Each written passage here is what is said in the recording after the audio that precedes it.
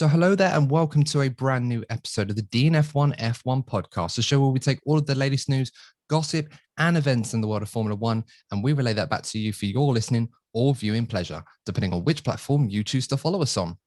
And of course, guys, it is the final race before the F1 summer break, the Hungarian Grand Prix, finally coming to us after a week-long break. And to be honest, guys, I don't know about you, but I think a lot of us probably felt we could have done with a week off of Formula One, especially the social media community and, of course, those involved in the fiery incident in the aftermath of Silverstone between Max Verstappen and Lewis Hamilton and everyone associated with that. But of course, as always, we're going to get right back into it with a preview of the Hungarian Grand Prix. And joining me, as always, is my co-host, Mr. Courtney Pine. Courtney, glad to see that you managed to get out of the terrible weather we've been having today. But how are you doing? Yeah, no, you beat me to the chase there. I've had some tangles with the Great British weather. Managed to look somehow presentable, apart from obviously, just being lazy and chucking the West Ham shirt on. But yeah, it doesn't look like an hour ago I looked like a drowned rat, so I can't complain about our current situation. No, that's fair enough. I mean, I'm still fortunate enough to be working from home at the moment. Obviously, where I work, it's not quite safe yet for people to be returning, but I'm sure they'll be phasing people back in due course. And as a result, I was able to just work from home, have the Olympics on in the background. Of course, that is going on. And yeah, I'd say Team GB are doing rather well at the moment. There's a few gold medals in there, most notably in the swimming. So, and of course, medals, silver and bronze, equally as brilliant in terms of an achievement for our many athletes who are out there. So congratulations to everybody who has managed to win something. And yeah, if you can hear thunder in the background, I do apologize for that. Not much that we can do about that. Very apt. Very apt indeed. Yeah, if you can hear like some noise in the background, that's the thunderstorms going on. So trying to keep those to a minimum if we can. But yeah, Courtney, have you been watching much of the Olympics at the moment? I have. I was actually hooked on it over the weekend. So yeah, it's become a slight addiction of mine. But I suppose there's far worse addictions to have. Yeah, I would say probably a lot worse. Not that we're going to be getting into any of those in particular, but yeah, it's been a relatively good summer of sport if you're British or even if you're English in particular, like us. Obviously, England's, we'll say, relative success getting to the Euro 2020 final. Of course, the Formula One season has been absolutely brilliant between the top two, Lewis Hamilton, Max Verstappen. Of course, we've got the Olympics, which is only just getting underway. So I'm sure there'll be plenty more to enjoy. And of course, wherever you are from around the world, I'm sure you'll have your highlights and some special moments for the Olympic Games to remember for this year in Tokyo. It's a shame that unfortunately we can't really have any spectators there as we do in other events that are going on at the moment. But of course, let's get back into the Formula One story. And incidentally, for those of you, of course, that haven't seen, we recorded a very interesting episode with the big F1 YouTuber Aldous. For those of you familiar with him, obviously a great channel, great content from him. If you are interested in checking that out, make sure to have a look on the channel. Of course, if you are listening to us on Spotify or your favorite podcasting platform, you should be able to check that out. It's a really, really great discussion with him on the sprint race, the fallout of the British Grand Prix, and some of the stuff that he's been getting up to on his channel at the moment. I definitely recommend that you check that out. It was really fun recording with Aldous. And hopefully we'll have him on the show again soon. But let's get into the main talking point, the main discussion, Hamilton versus Verstappen, part, is it 10 or 11? I think it's the 11th race this season, isn't it? 11, yeah. We're up to 11. It's gone so quick this season. I mean, we say that every year, but this year in particular, it's been a fresh battle every single race this season. And we're now approaching the Hungaroring, the circuit that is almost like Monaco, but without the barriers on either side. And with that, does tend to suggest that we could be going to a circuit that Red Bull will fancy winning. Although that being said, it's very much been a Mercedes playground in the last couple of years. So, Courtney, first things first, the Hamilton-Verstappen incident. We've had some time off now. I think both camps have had some time to try and perhaps relax a little bit, detensify or, de-escalate, if you like, the tensions that have been arising in both camps. And it just seems that whilst that may have been going on as far as the drivers are concerned, the teams, and in particular, Christian Horner and Toto Wolff, have been having their back and forth. But for whatever reason, Red Bull are not letting up at the moment. And this has now developed into a formal protest over the penalty that Lewis Hamilton was given at the British Grand Prix, the 10-second time penalty for his part in the incident with Max Verstappen. Of course, he still went on to win the race. So Red Bull are now trying to launch a protest with the FIA and the stewards that Lewis Hamilton should be given a more severe penalty. Now, with that in mind, Courtney, I'm just going to go right in with this one. Do you think that Red Bull perhaps have a case to argue and perhaps trying to get Hamilton's penalty increased, which of course the aim of that would be to take the win away from him, Silverstone? Or do you feel that this one has kind of run its course and the best thing they should do is just, lay down their guns, if you like, and just focus on the Grand Prix and the championship, because they're still in a very healthy position at this point in time in both championships? Yeah, I think the behaviour by Red Bull is ridiculous. The penalty was given at the time. It was a first lap incident, and there always is leniency with first lap incidents. But I personally do believe it was a racing incident. And actually, the more that we actually look back on the footage, people put all these graphics together of the incident and everything, the more it does seem more 50-50 than some people like to believe. And I just think there's been a very dangerous narrative of Red Bull regarding this incident from the very start. And they don't seem to be letting up. And I don't think it reflects well on them as a franchise at all. It makes them look petulant. It makes them look unprofessional. And you're right. They're in a position now where good leadership, good leaders would be thinking, you know what happened there was awful. We have our opinions on it, but we're going to use this as a way of motivating the team to win this championship. Go to Hungary, get some payback on track, and then take this into the rest of the season. That's a good mindset to have, but they've still got their mind stuck in Silverstone by trying to punish Lewis further, and it could actually prove to be a distraction from the main aim of the season, which is to win the championship.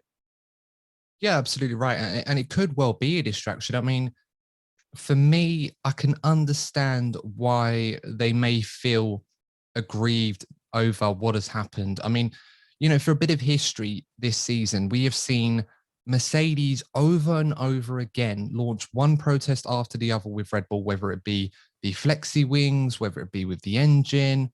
I'm just trying to think of the other ones off the top of my head. I think I saw a tweet someone put over the top, the low rate cars being targeted with the regulations, slowing down the pit stops, which of course we should say has now been reversed. So we're not going to have pit stops from the Hungarian Grand Prix being mandated that they have to meet a specific time of reaction to slow them down. So that's not going to happen anymore, which thank goodness for that, because that was ridiculous.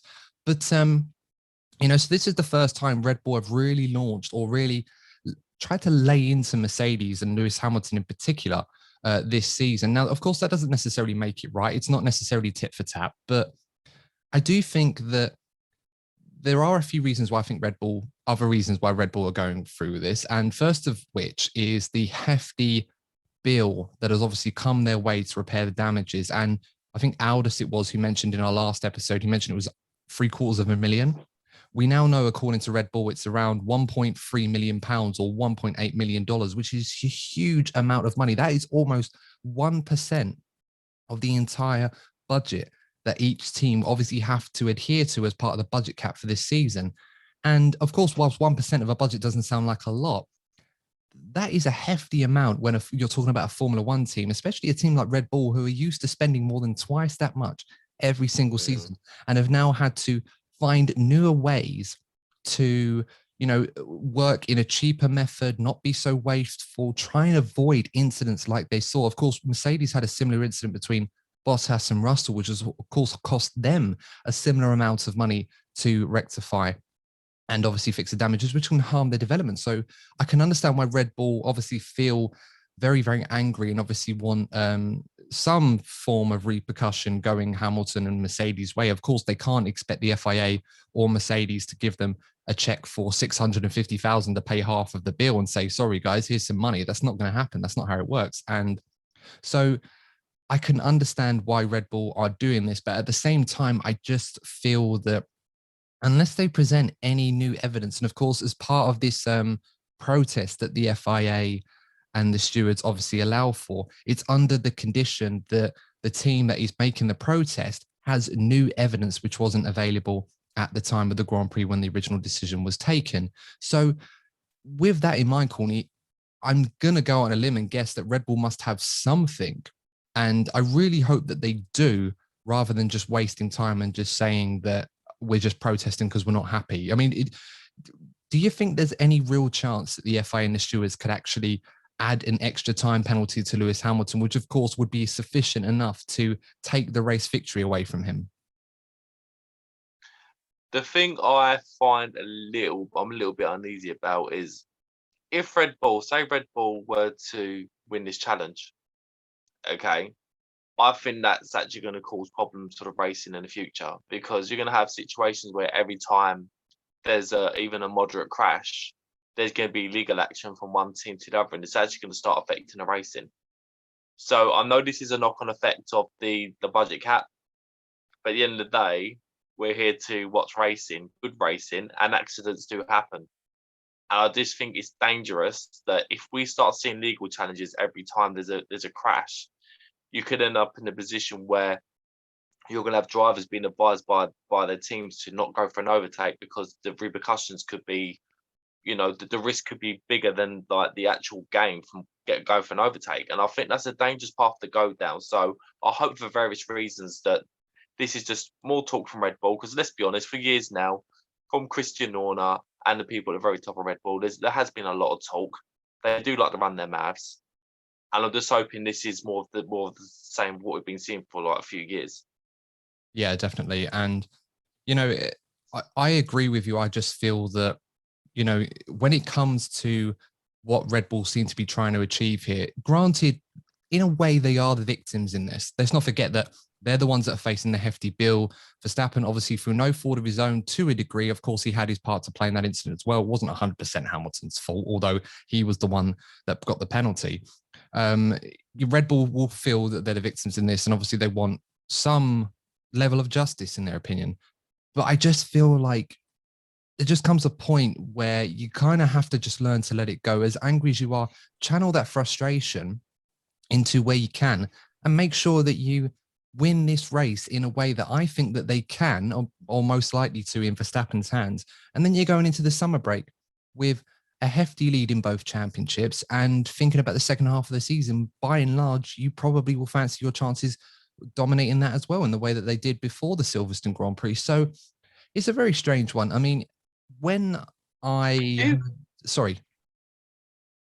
Do you feel that Red Bull are a little bit obsessed with Mercedes and Lewis Hamilton? Because I think they've been so frustrated that Mercedes and Lewis have dominated the way they have. And it's like they want to knock them down at any opportunity.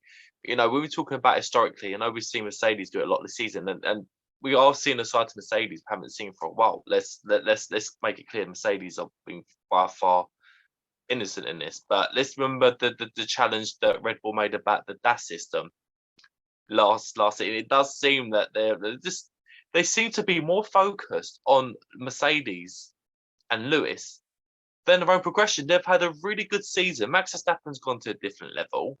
They've finally developed the car that's beating Mercedes and could definitely go on to win the championship. They should be positive, but they seem to have this anger towards Mercedes and Lewis, and I really don't understand it. I mean, I wouldn't say it was anything personal or an anger towards. I mean, this is something that's been developing for a while now. I mean, Christian Horner in particular, or some people have been calling on social media Karen Horner, which I think was quite funny, actually. I'm just imagining the Karen wig and everything else on top. I want to speak to the manager, Michael Massey, somewhere is locked away in the steward's office. Like, just tell him I'm not here. Tell him I'll come back later. But yeah, I think this has been developing for some time. And do you know, I don't want to say that Red Bull in particular are frustrated and obsessed with anger at Mercedes and Lewis Hamilton in particular. I just feel that what we've seen this season that's been so interesting and in a way refreshing with Red Bull is the fact that they are prepared, despite the, despite the inevitable rule changes that we're going to see next season. Of course, there will require a focus to be shifted onto that so they don't get left behind. But they are literally throwing everything that they possibly can at trying to win this championship, not just for themselves, but for Max Verstappen as well. And I suppose they need to do this to try and secure his services, because I think if they fail and it's possible that there was stuff they could have done to prevent that in Max's eyes. It will corrupt his mind to a degree where he may feel that he needs to go elsewhere and that opportunities may present themselves in another team, not necessarily Mercedes, but whoever seems to do the best job with the new regs. But all that being said, I just feel that this kind of reminds me, or in a way, of 2019 in Canada, when Sebastian Vettel, of course, had that off at turn 4, trying to defend off against Lewis Hamilton, went through the corner, cut the sort of semi-chicane, and he rejoined the track in a way that was perceived to be quite dangerous and obstructing Lewis Hamilton, which, of course, I still believe that it was a fine line, but I think Vettel, it was okay. I think he'd done enough to avoid it being dangerous, but of course the stewards disagree, and I imagine Ferrari still to this day believe that Sebastian Vettel won that race. But Ferrari, of course, in the subsequent race, did a similar appeal to what Red Bull were doing to remove the time penalty that Seb got. But the evidence that they provided was the footage of Karan Chanduk on the Sky F1 broadcast, giving an analysis of the incident, where, of course, he deemed the incident to be not worthy of a time penalty. So Ferrari used that as their new evidence to submit. And then the stewards and the FIA just dismissed it and said, look, that evidence is not admissible, which in a way I thought was strange, because it kind of brought to light things that the stewards didn't actually include in their decision-making. But of course, it was rather silly. Everyone thinking, oh, what evidence of Ferrari got? And it just turned out to be footage from a pundit, which I thought was quite funny. But to me, yeah, I don't know what Red Bull are going to use, what evidence. I'll be intrigued to find out what it is. I just hope it's not something along those lines, because it's going to be quite embarrassing for them. Incidentally enough, Karen himself actually did say, I'm not going to be providing evidence to Red Bull on this occasion. So if anyone's asking, that's not going to be happening. But yeah, it is a very strange thing. But let's get into, obviously, the race weekend itself. As I said, this is a track where I think this season, the way that the form book has been going, and I think the way that the performance chart has been suggesting in terms of who is quickest and who isn't, it does seem like this is a circuit where Red Bull, similar to how they were in Monaco, similar to how they were in Azerbaijan, should fancy their chances of getting another race victory. So with that in mind, Courtney, do you think that it's Max Verstappen's race to lose this weekend? Or do you feel that because of what's happened at Silverstone, this may plant the seed or doubt in his mind that may give another opportunity to Lewis Hamilton to, at the very least, be almost on level terms with him going into the second half of the season? Yeah, I think a couple of question marks over this weekend would be, if Red Bull are still in that sort of angry mindset, they could trip over themselves when it comes to, strategy, or, even the prep for the weekend itself, set up, stuff like that. If they're not fully focused, yes, they've got the advantage, but if they're not fully focused, Mercedes will be hot on their heels. So they really need to be focused on the racing as a team in order to get the maximum result. Another thing worth noting is, because of the accident between Lewis and Max, we didn't actually get a good idea of how much Mercedes are caught up with these upgrades they got in Silverstone. We always expected them to be stronger in Silverstone, but we didn't really get. I know we had the sprint race, but that's not really a true indication of how Mercedes can go on long pace for these upgrades. So it'd be interesting to see how Mercedes get on at the Hungaroring. Lewis obviously has a fantastic record there, winning there 8 times already, I believe. So he likes racing there, but I just think that Red Bull, for 2 reasons, I think they have the package to win. I just think they're going to be very keen to make a positive stride forward after last weekend. So yeah, I would love to see a battle, but I expect Max and Red Bull to bounce back this weekend. Yeah, I mean, all of the hallmarks of this circuit, as I said, it's very much like a Monaco type circuit without the barriers and the walls. Of course, it's still a very treacherous circuit when you get it wrong. Not to say that there's not opportunities to overtake. There certainly is around this circuit. I remember in that race, what was it, 2 years ago, when Lewis Hamilton famously went into the pit lane on a 2-stopper to chase down Max Verstappen, which eventually caught him and then won the race. So, it's certainly a circuit that you can make overtakes if you have to. So there is some hope for Mercedes, even if they don't qualify at the front. But you do feel perhaps if Lewis Hamilton is going to get the win this weekend, it will certainly help him a lot more if he's able to put that Mercedes on the front row. And you're right to point out, this is a circuit where Lewis Hamilton has been phenomenally dominant. I mean, he's won here 8 times. It's a tied record with himself now, of course, winning 8 British Grand Prix, and of course, Michael Schumacher winning 8 times at the French Grand Prix. So Lewis himself is certainly going for another record, as if there weren't many left that Lewis hadn't broken already. And of course, the fabled 100th victory now is within grasp. It literally is one win away from a century of Formula One wins. It's incredible to think that we've had over 1,100 Grand Prix and Lewis Hamilton has won almost 10% of them on his own. Yeah, it's absolutely crazy statistic. I remember they were brandishing the same thing about Michael Schumacher. It's almost nuts that 20% of races in Formula One's history have been won by those two. Interestingly enough, Courtney, I did see an interesting statistic where I think it was motorsport.com that mentioned this. They said that Lewis Hamilton and Michael Schumacher, between them, a race has been won by either one of them in the last 20 years of Formula One. Oh, that's mad. That is an incredible stat. And it just shows the levels that those two are really at compared to practically anyone else that's ever sat in a Formula One car. It really is something. I do believe that Max Verstappen will get to that kind of level. I know he hasn't even won the championship yet, but I really do believe this guy is going to be the next special thing in this sport. Yeah, absolutely. I don't see any reason why that's not the case. I think we should clarify this because a few of the comments in our last episode, I can understand why you might think this way, but a few of the people felt that we were saying that we believe Max Verstappen is going to win 10 world championships. We should clarify that that is a very, very, very huge mountain to climb. And whilst we think it's possible he could, I would be very surprised if Max Verstappen won 10 world championships. I mean, we're talking unprecedented levels of dominance. Not even Hamilton and Schumacher have been able to do that. Of course, it's been possible for both of them in theory to win 10 world titles. You know, different reasons that's not happened. So I'd be mega surprised, especially at Max's age, as tender as it is, for him to be able to pull that off. And given the new generation of drivers that we've got coming through, the likes of Charles Leclerc, Carlos Sainz, Norris, Russell, in particular, to name a few, there are plenty of others, of course. I'd be very surprised if one of those guys wasn't able to pick up a championship every so often here or there, because it's really exciting stuff. So no, we should clarify, while we think it's possible, I'd be very surprised if it actually happened, and it would require a level of dominance that we have never seen before in the sport for that to be the case. And I just think there's too much talent to be, you know, for that to happen, especially in this new era of cars. But look, let's get back to the talking point at hand, Courtney. So of course, we've got Max versus Lewis this weekend, as we expect it to be.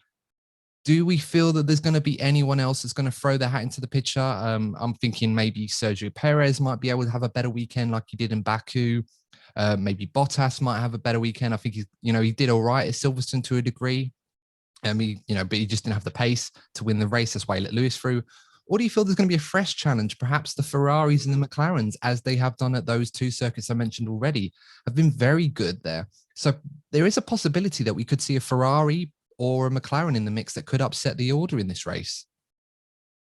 Yeah, I mean, if you've already said that Hungary's Monaco about the barriers, and we saw how strong McLaren, with Lando and Ferrari were there, and it looks like both Lando Norris and Charles Leclerc in particular are in great form at the moment. So why not? And let's not forget, sometimes in Hungary you get a lot of tangles. There'll be safety cars. And I can imagine somebody like Lando taking advantage of a safety car or two. So he's always been there or thereabouts, and I'm expecting a special result at some point in the season, maybe possibly a win for Lando. Could it be this weekend in a chaotic race? Why not? Because I think a race win is coming for Lando, and this is the type of circuit where you can get a crazy result like that. Yeah, I mean, he's certainly been very close to getting a big result. McLaren was saying that he could have very easily gone onto the podium at the British Grand Prix if it wasn't for the poor pit stop that they had. I'm not sure if I buy that. I mean, Lando was doing a great job. Let's not forget he's been phenomenal this season, but Bottas, it probably had a bit more pace than Lando anyway in the race. So of course, if Lando was able to stay ahead of him, I think Bottas might have got him anyway. I think McLaren did have more difficulties on the harder tyres in that second stint. And, Lewis was Lewis. Let's not forget, people that were complaining about the penalty, I think you've got to factor in to the argument that Hamilton, despite being in a faster car in the Mercedes, was a second a lap quicker than Charles Leclerc was in the Ferrari when they were both going flat out. So it just seemed inevitable in that stint that Hamilton was going to get him as brilliantly as Charles Leclerc was driving. But, you know, this weekend, as I said, it does present a good opportunity to Ferrari and McLaren. There's that little battle going on between them two outside of obviously the fight for the championship between Red Bull and Mercedes, and of course the battle to be the best of the rest, if you like, between the Alpines, AlphaTauris, and the Aston Martins, respectively. So there is this element here that Ferrari and McLaren could look at this weekend as a big opportunity to get a big result in the way that Charles Leclerc did last time out Silverstone, and Lando Norris has done several times this season. So drawing on that battle, Courtney, with those two teams, where do you think the big points are going to go this weekend? Do you feel that this is a big opportunity for Ferrari at a circuit that the characteristics might suit their car a bit better? Or do you feel that Lando Norris and, of course, in turn, Daniel Ricciardo could fancy themselves at getting potentially a podium, or maybe more so this weekend? I'm certainly expecting a lot from Ferrari, but I feel that Lando has the edge over them still. I think the winner, shall we say, between the two teams is very much reliant on, Daniel Ricciardo. He's definitely improved. But, in a weekend where we expect Ferrari to be strong, we really need to see Daniel Ricciardo up there with Lando. As I said, I think Lando still has the edge over the three other drivers in this battle. Has been sort of half carrying the team up until this stage. And, he's ahead of Bottas, isn't he, in the championship? Yeah, I think Lando is ahead of Bottas. Yeah, that's incredible. So, he's ahead of a Mercedes. He really has been fantastic. And I just expect him to have that edge. But Leclerc he's a big race driver. If the opportunity comes along, he will be there to take it. So I'd like to see a good scrap between Lando Norris and Charles Leclerc, because despite the battle, we haven't really seen that much, have we? We haven't really seen Lando Norris up against Leclerc yet, or even Sainz, really. No, we haven't. We sort of got a little bit of a taster when Carlos Sainz potentially could have caught Lando Norris at the Austrian Grand Prix, but he saw just not the Austrian one, the Styrian one. Sorry, Lando was in a completely different league in that race. The Styrian race, of course, Carlos Sainz could have caught him, but he got himself lapped by Hamilton, which kind of compromised the rest of his stint. And by the time Lewis generously allowed him to go through, it was already too late for Sainz to do anything about it. But you're right, we haven't really had a wheel-to-wheel battle at this point between Charles Leclerc and Lando Norris, perhaps with the exception of the Imola Grand Prix, where Charles Leclerc just couldn't get by. He just couldn't overtake Lando in that McLaren. And of course, as we know, that left him prey and vulnerable to Lewis Hamilton, who was able to make another comeback drive in that race. So there's plenty there to be excited out between these two teams. And I think, once again, Courtney, as you pointed out, we are going to see another big battle between those two. And I think at a circuit like this, given the characteristics of it, and obviously where we've seen the form go at circuits like this, I think this is a big, big weekend for Ferrari. I feel like, as I said, I don't think I'm overestimating their chances that a race win could be possible for them this weekend if they manage to get qualifying right. But at the same time, it's going to have to depend on what they can do with the opportunity. I think this season, Ferrari, as Lando pointed out, have had a very strong car, but they've not really able to always get the most out of it or capitalize on the opportunities that have presented themselves to them. I'm thinking Monaco is a big, big example where Leclerc did a great job to get it on pole position. And despite the fact that Carlos Sainz come in second place, there's a good argument to suggest that if Leclerc had been able to start the race, he could have won. It would have took some doing for Max Verstappen to overtake him at Monaco. And maybe Max would have thought, well, given how poorly Lewis is doing in the race, I'll probably just settle for second rather than risk it all to try and win it. So this is a good opportunity for Ferrari. Leclerc has been phenomenal in the last couple of races. I think this weekend is going to be another opportunity for him to get some big points as he did in Silverstone. But we can't forget Ricciardo. We can't forget he did a great job at Silverstone. He held back Carlos Sainz. He made use of that McLaren engine very, very well. So there's a really good battle there. And I think Sainz will fancy his chances this weekend too. A quick note on Lando, actually. We should point out that Lando Norris currently I think he has the longest consecutive races where he scored points at the moment. 15 Grand Prix in a row that he's scored points in succession dating back, of course, to last season. The next driver on that list, Courtney, after Lando, is Fernando Alonso, interestingly enough, with 5 consecutive races in a row. So there's a huge gulf between Lando and everybody else in terms of consistently scoring in the points. And I think, as you mentioned, Courtney, this is kind of the biggest reason, I think, why he's currently sitting third in the championship, ahead of not only Bottas in the Mercedes, but Sergio Perez in the Red Bull as well. So it's a huge, huge achievement. Definitely going to have to do an episode where we talk about Norris to see what we think of him in more detail, more depth, and try and see if we can get a more esteemed guest that knows a bit more about Lando Norris to kind of give their take on him. But it's certainly been a bit of a revelation this season, young Lando Norris. So, as I said, my driver of the season, but I'm really been impressed with his consistency more than anything else. Yeah, and given, you look at Daniel Ricciardo, he's a very good driver, and he's made him look average in the first half of the season. Yes, Daniel's getting to grips with a new car, and he's slowly but surely doing that. But I've said this a lot already. It's actually a testament to Lando's ability and what he's shown this season that he's actually made Daniel look worse than he's actually been. He really has been. He really has been something else. I had my doubts a couple seasons ago if he had the potential to be a world champion, but he really is showcasing the talent to be, with the right machinery, of course, a future world champion. I'd just like to go back to Ferrari quickly, Adam, if you don't mind. Yeah, sure. If you think about the next 2 races after the summer break, it actually really increases the importance of this race weekend, because it's well known that Ferrari have the worst engine, given what happened in 2019 with the protest, wasn't it, with the engine. So since then, Ferrari have probably had the worst engine, and they probably will struggle at Spa and Monza compared to most other circuits. So they will definitely need to get a good haul of points this weekend to keep up with McLaren. Given the next 2 races, you probably expect McLaren to have strong races. Yeah, that's a really good point. And I mean, fortunately for them, you see the next 2 races. I think we go to Spa after the summer break, and then I think we actually go to Zandvoort in Holland after that. So, oh yeah, Ferrari. I'm so used to it being Spa and Monza. Yeah, you're going to be seeing the orange army in full flow. I mean, if we thought the atmosphere for Lewis Hamilton was mega at Silverstone, of course, and it really, really was something special. I wish I was a part of it, but of course, there's always next year. Wait till you see the atmosphere of Holland. I mean, I know you're not a fan of it. I know you're not a fan of the Orange Army, but I cannot wait. I always love a really good atmosphere, regardless of who they're partisan to. So it's really going to be interesting to see how that goes down. Ferrari could fancy the chances at doing well at Zandvoort. It's a very tight and twisty circuit. I wouldn't say one that is sort of able, I suppose, to for Formula One cars of the modern era.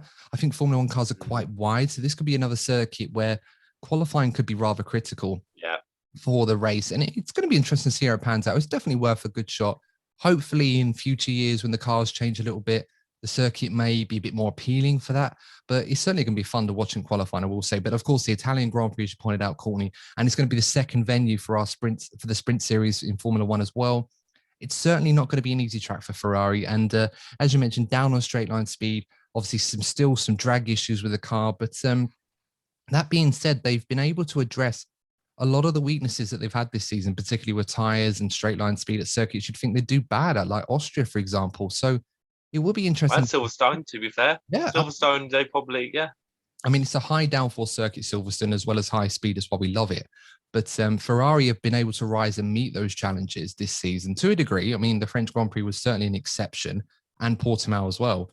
But by and large, Ferrari have done a very good job to mitigate those weaknesses. And hopefully for them, that will continue, because I think that's going to be key in this battle. If they are going to beat McLaren, not only are they going to have to take advantage when the opportunity presents itself to them, more than they have done in the first half of the season, but it's just to continue to mitigate those weaknesses at tracks where McLaren might think it's a slam dunk that we've got Ferrari at, say, Monza, and the Ferrari turn up and put one of their cars on the front 2 rows, and all of a sudden McLaren are like, well, we've got to do something to beat them. So it's a really intriguing battle. I'm absolutely loving it. It's just as feisty as the battle at the front between Red Bull and Mercedes, just a lot more respectful, clearly, between both camps than it is at the front between the front 2. But then these 2 have had experience of fighting for championships amongst each other. So I'm sure there's a common found respect, especially when things get tasty. But we haven't had that yet. So hopefully we get something like that between those 2 teams.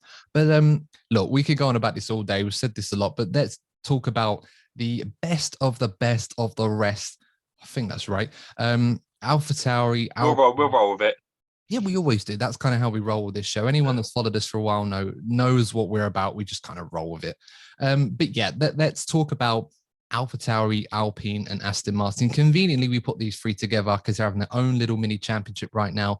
And it's very much, whilst Aston Martin and AlphaTauri have been showing good pace this season, obviously benefiting from those podiums that they got from Sebastian Vettel and Pierre Gasly, respectively, at the Baku Grand Prix. It's very much been advantage Alpine in the sense where both of their drivers have now been able to start scoring points. Fernando Alonso in particular being the star for that team. So it's very much game on between these three teams. So Courtney, I'm going to put you on the spot here. How do you see it going this weekend between these three teams? We've not been great at predicting who's going to come out on top. Historically, we haven't. I think the last race we predicted, I think we both went with AlphaTauri. And then I think Lee, who was on the show with us, I think, to be fair, I think he went with Aston Martin. I can't remember if I'm right. I might be wrong, but it was Alpine that ended up winning the spoils between those three teams. So is the momentum shifting now? Is Alpine looking the most likely team to win this battle? Or do you feel we're still going to see some more from the likes of Aston Martin and AlphaTauri as we did earlier in the season? It looks like Fernando Alonso is giving them the edge. You know, the way we just said about Lando with McLaren. Fernando Alonso is certainly giving Alpine an edge. But, you know, again, we're talking about track characteristics. Let's not forget how well Aston Martin did at Monaco. So why not? Why can't they have a strong race? So I'm expecting it to be, I reckon Fernando Alonso will spearhead this group, but I think the Aston Martins are going to be stronger here than they have been in other circuits. Yeah, I mean, you are right to point out Aston Martin definitely were pretty good at Monaco. Of course, the highlight for Seb Vettel getting his first points for the team and Lance Stroll becoming a meme, of course, with the replays covering up the battle between Vettel and Gasly, ironically, I think it was at the time. But yeah, this has been a very interesting season between these three teams. At different points of it, one of those three have been the dominant force. And this seems the momentum is shifting towards Alpine, I should say. And I think by and large, that's because of the impressive resurgence, if you like, of Fernando Alonso. We kind of expected Fernando to need a few races to find his feet, you know, be comfortable in a Formula One car again. We wasn't sure how good Fernando was going to be in his return. Of course, we had to hold caution in our estimation, owing to what happened with Michael Schumacher when he made a similar return with Mercedes back in 2010. But unlike that, Fernando, with the machinery that he has available, has really looked like he's extracting the absolute maximum he can out of this car. And we are seeing hallmarks and traits of the Fernando of old, the Fernando that we love, the two-time world champion. Could have been several more in the early 2010s, of course, in his Ferrari days. But he seems to be the real trump card in this battle right now. Wouldn't you say, Courtney? Yeah, 100%. As I said before, he is the Lando Norris of this group.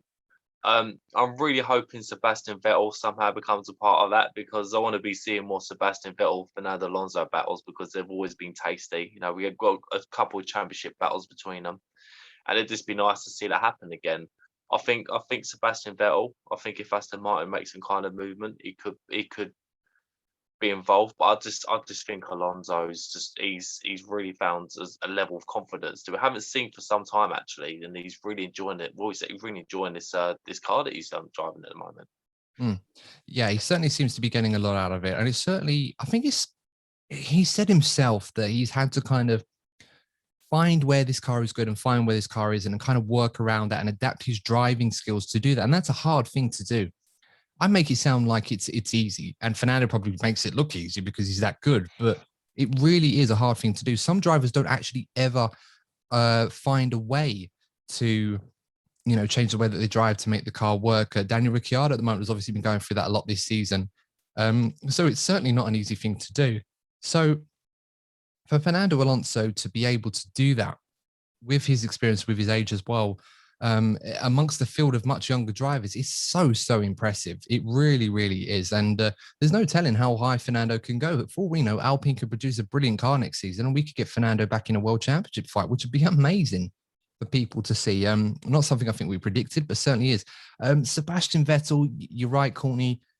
It would be nice to see Seb really back in the fight again. He did have a good patch of form for a while, but he had another Spinala moment at the beginning of the British Grand Prix. Of course, he was wheel to wheel with Fernando Alonso in Luffield, and obviously got a bit too hasty on the throttle coming out of the corner. The back end steps out, and he becomes another meme, really, said Vettel. So hopefully those incidents are few and far between, but it just seems that he does have that still lingering over him at the moment. When he goes wheel to wheel with another car, he just seems to lose his concentration for just the smallest amount and then ends up losing the car.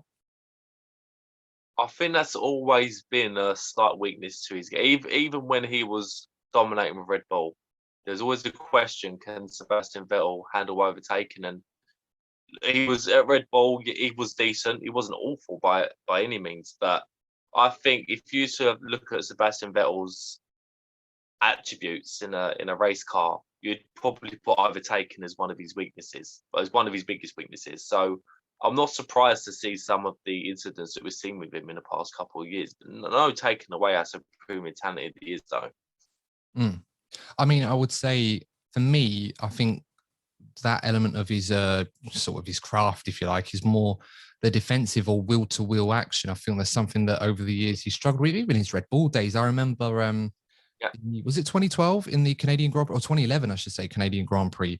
The last lap, of course, when he was Jensen Button, and he made that mistake going offline, and it cost him the race. And Seb himself, when he feels he's in control, he's a very cool customer, and he's as good as they come at controlling a race. I'll be honest, I think he's probably even better than the likes of Michael Schumacher and Lewis Hamilton at being able to control a race when you've got the car underneath, you can go. I know people say in the Red Bull days it's a lot easier, but I think in his Ferrari days, when he didn't always have the best car, Canada 2019 was a great example. Of course, other than that mistake, it was a great example not having the best car, but still being able to control a race when you're out in front. That was literally Seb's bread and butter, if you like. But wheel to wheel with other drivers is something that is, for the last couple of years, has really plagued him, especially when he's been up against Lewis in particular in the past. So hopefully he can just find a way to sort of eradicate that part of his driving, because it does, in this championship, it's going to cost points. And those are points right now that Aston Martin cannot afford to lose at this point, when you've got AlphaTauri doing what they're doing, Pierre Gasly constantly a threat, and Yuki Tsunoda seems to be finding form as well against Alpine. So we'll just have to wait and see. And that goes down.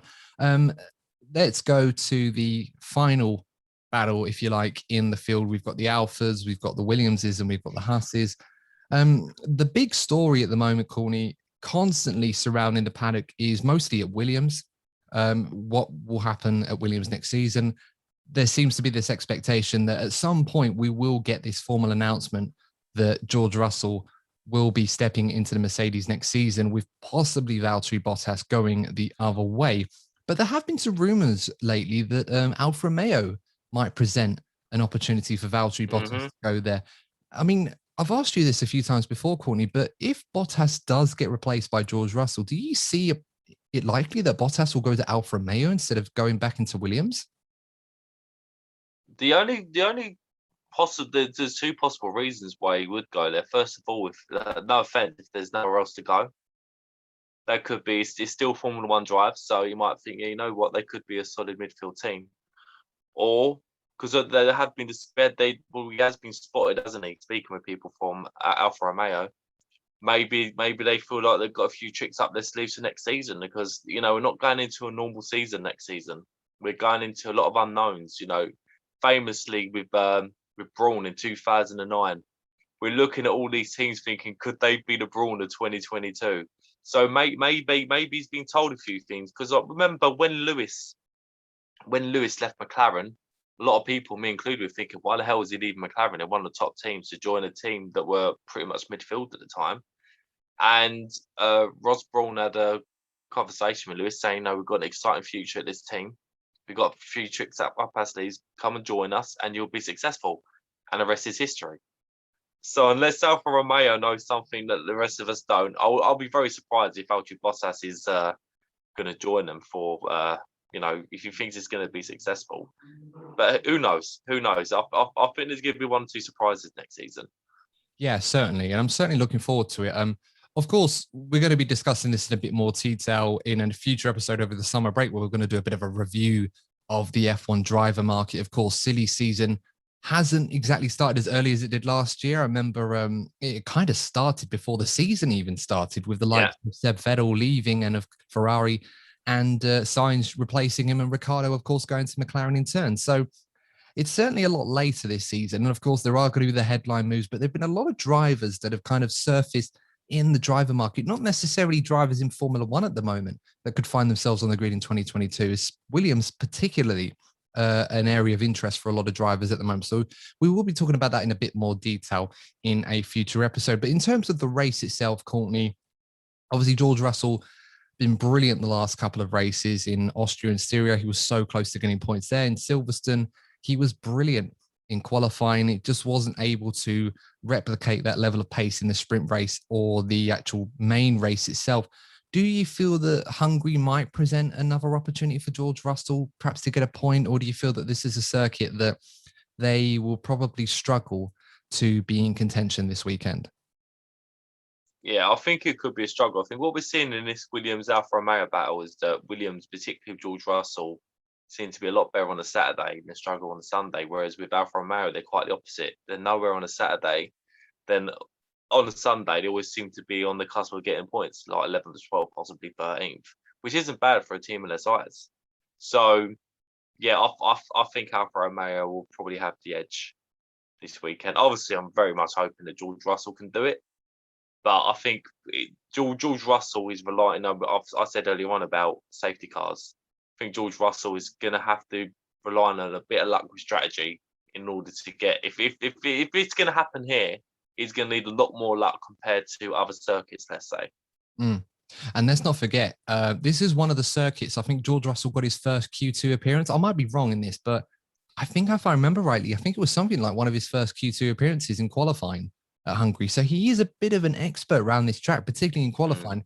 He seems to be an expert around most tracks in qualifying in that car at the moment. I mean, that Q3 performance in Silverstone, if it were me and I needed any convincing about George Russell's pace, if he was going to be able to do it in a top car, that Q3 appearance in qualifying at the British Grand Prix would have sold it for me right then and there. I'd have been tempted to just put him in the Mercedes for the next race anyway, just forget it.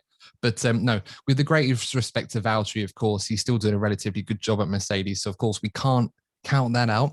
There's every chance that he could be at Mercedes next season. As much as I'd love to see George in it, the sport would be a much poorer place without Valtteri in a competitive car, it must be said as well. So we'll have to wait and see how that develops, and we'll talk a bit more about that in the DNF1 transfer special, if you like, let's call it something like that, over the summer break. But Alfa Romeo, I mean, we already talked about them in a bit of depth anyway, but where do you think they're going to end up, Courtney? Do you reckon it's going to be another P18 for Kimi and then ends up in P11 by the end of the race, or perhaps Giovinazzi could sneak a point? Yeah, they seem to be the most predictable team on the entire grid at the moment, apart from Haas, maybe. Yeah, I mean, they did they score points in Monaco? I'm trying to think. Was it Kimi that got P10 or P11? I can't remember. I think they were if they didn't, they were very close. I'm sure one of them got a point in Monaco. I'm trying to think. I know they got points in Imola. I think Giovinazzi got a point in Imola. Can't remember in Monaco. I'm sure one of them did. I might be wrong, and they might have been very, very close, but they have been quite handy at tight and twisty circuits. And we always thought that this Alpha was trying to run the Ferrari engine a bit more, a bit richer, a bit more powerful than the Ferraris were themselves. So, this could be a good race for Alpha. We'll just have to wait and see. Haas, I don't think you and I are expecting miracles from them. I think for them, it's the same plan, really. Just go out there.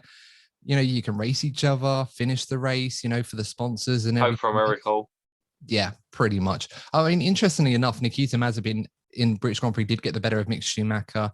We didn't see the overtake on TV. Apparently, Nikita himself reckoned it was one of the best overtakes he'd done in his life. So I imagine it must have been good. The sort of overtakes Nikita was used to doing in Formula 2. I imagine it must have been good if he's if he's crediting himself that much with an overtake on Mick Schumacher. But yeah, for them, it's a really strange one. They turn up to races. It's a great group, great team principal in Gunther Steiner, two very good young drivers. But of course, the car just isn't able to compare to the potential that there is in that team. But the only story I could remember coming out from that, I think Mick Schumacher complaining about a crooked seat. He was having issues with that for a while.